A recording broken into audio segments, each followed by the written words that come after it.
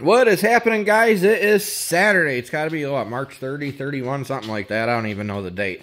I haven't done a whole lot in the past week on this thing. I don't even remember what I showed you guys in the last video, but in case I missed on stuff, we're just going to kind of go back over this thing. This right here, this is a pop-out for the ABS controller for the original truck. I didn't really want to go insane, crazy, moving all those lines, because there's a ton of lines that go into that thing, and it's just going to be a ton of bleeding and screwing around. It was quicker for me to spend 45 minutes and make this crappy little pop-out, okay? So, and I mean, this Jeep is not 100% original, obviously. I mean, I don't care about doing little dumb things like that. It just gives it more character, in my opinion. The fuel door, we got the original fuel door here for the Canyon. I might have to buy a new fuel door because it's all kind of crappy back in here. Or I'll just put a magnet or something, or some, I don't know, Velcro to hold it. But the spring's broke on it. I've been trying to tie in the floors a little bit. It's just been, oh, what a pain in the butt this is. I mean, I still got to do basically from this ridge here back. I'm basically starting to cut out all these temporary brackets I put in here to get this thing to where I wanted it to sit on the truck chassis and the truck floor and partial body and whatnot. But I have been tying in these floors. That's been quite a bit of work. So is what I've been doing. I had some angle iron bent up, some 3x4 angle, I think 14 gauge. So that's what's tying all the Jeep body itself into the factory truck floor. So you're not seeing any daylight through there. I got to do a little bit of work up in here behind the emergency brake. I don't know, yeah, you can see a spot right there. You can see some daylight through all that.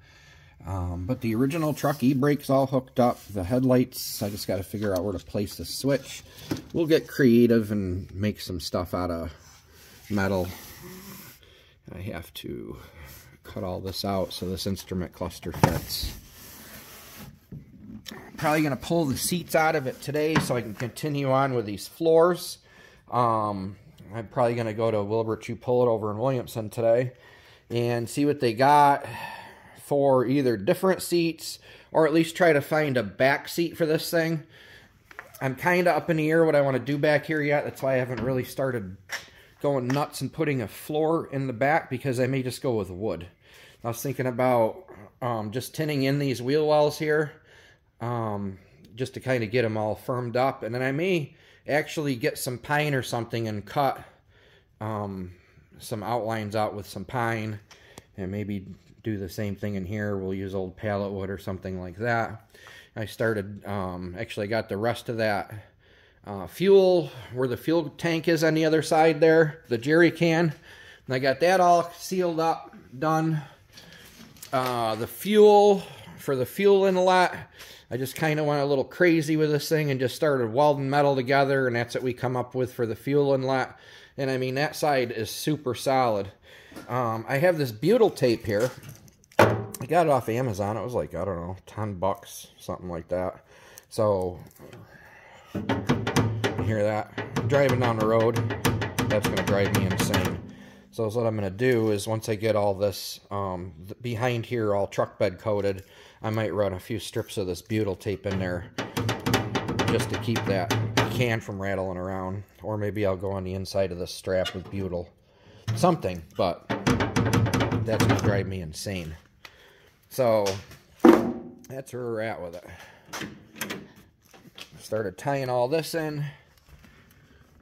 So is what I've been doing. I've been welding all these pieces in here, and then I've been going over it with some fiberglass resin, a little bit of cloth here and there, a little bit of just resin, just to kind of solid this whole thing all up. The resin's going to act a little bit as an insulator. And I don't know why this door, I got to adjust this door. The other door is perfect. But I think I got to actually shove this door forward just a touch. The line's pretty tight right there. but it's kind of tight on the other side too. I started putting a little body filler on here. So because this thing's been on such a budget, I have really not been spending any money per se. I had some Bondo brand resin kicking around the shop. Right there, this can. This one I bought. I bought that off Amazon. I don't even know if I'll have to tap into that can. So I had that can at the shop. I had some Bondo brand body filler at the shop. I got like 5 gallons that somebody just gave me. So we're using the cheap of the cheapest of the cheap, junkiest of the junk stuff on this thing, but it's all for the most part free. You know, between that and that right there would probably be over $100. I had it. It was given to me. I'm using it. You know, this isn't a show car. We're not looking for, you know, perfection on this thing. Yeah, this Bondo brand body filler is a pain in the butt to work with because the stuff, you put it on and it dries like cement. You might as well get a cement block out and start sanding this stuff. That's how bad it is. But that's where I'm at with it. I riveted and put some fiberglass resin on these panels. I know we had a little discussion about these a while back. So because they're aluminum, obviously I couldn't weld them in. That was a part of an inner wheelhouse for like an 18 F-150. So those are in place. I'm just going to go over them with some Bondo. Probably just going to get rid of this body line altogether. We'll Bondo over that because, I mean, obviously there's no line in that piece. All right, so that line's going to go bye-bye. I have to weld in back here. Where I cut the original body off the Jeepster itself. I cut it a little bit too high. So I got to make a little filler piece in there, go all the way across. I'm just going to weld that solid right to the body. Spare tire is going to go off so I can get access to that. And that's where we're at with it so far. I don't know if I'm going to work on it a whole ton this weekend, but I just wanted to give you guys a little bit of an update video on it. Like I said, I'm going to start cutting some of these temporary pieces out, or I might just leave them and integrate them in there somehow, like this crap here. This was all just to make it solid enough so I could start working with the body on it. But I'm thinking about doing the back of this wood. I do want to put a back seat in it, so I have to keep that in mind. I mean, it's going to be a small back seat. I don't plan on putting a whole ton of leg room back here. It'll be just, you know, for the kids here and there. So the back of the seat will probably be right here. So I'm going to try to find a small, like, extended cab truck seat to stick here. I think it'll be just fine. And then from here back, I just want to do all in wood. So, you know, that I'm not saying this is a purpose-built vehicle, but the main thing to do with this thing is just to bebop it, drive it back and forth and work, and let the dogs ride in it. So I want to make sure there's a bunch of room back here for the dogs. I got to put some loops in it. I'll probably weld a brace from right there, go all the way across, and then I can also tie in that for the EVAP box there too. So, and then is what I'll do is I'll put some loops in there that'll come up through the floor so I can actually tie the dogs down. Because one dog likes to jump out, the other dog does not, but I'm just going to put, you know, like 3 foot, 4 foot, or probably like little 3 foot leashes on them or whatever, just to kind of keep them in that general area behind the seat. So, yeah, that's where we're at with this bitch so far. Let me know what you guys think. Like, I still got to figure out what to do up here. This is kind of temporarily put together.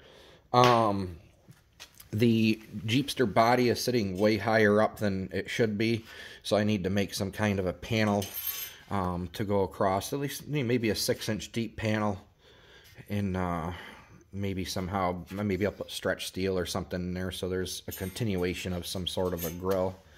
Maybe figure out how to pop a set of driving lights in this thing. I did get some pigtails off Amazon for converting the regular lights over to the round glass headlights, the seal beams. I got some pigtails also, so we can use some 1157 bulbs in it for the front parking lights and for the tail lights. Back when I did the 39 Cadillac, I had bought a set of these LED lights. I may end up using these for taillights. They are brake, turn, and taillight. And they will kind of almost fit on here. So I don't know what I'm going to do with the taillights quite yet. Reverse light, maybe I'll just use what they have here. I'll loosen this up and just tip it up so it'll have one backup light. But yes, let me know your thoughts, and we'll continue on. Son bitch, happy Saturday. Off.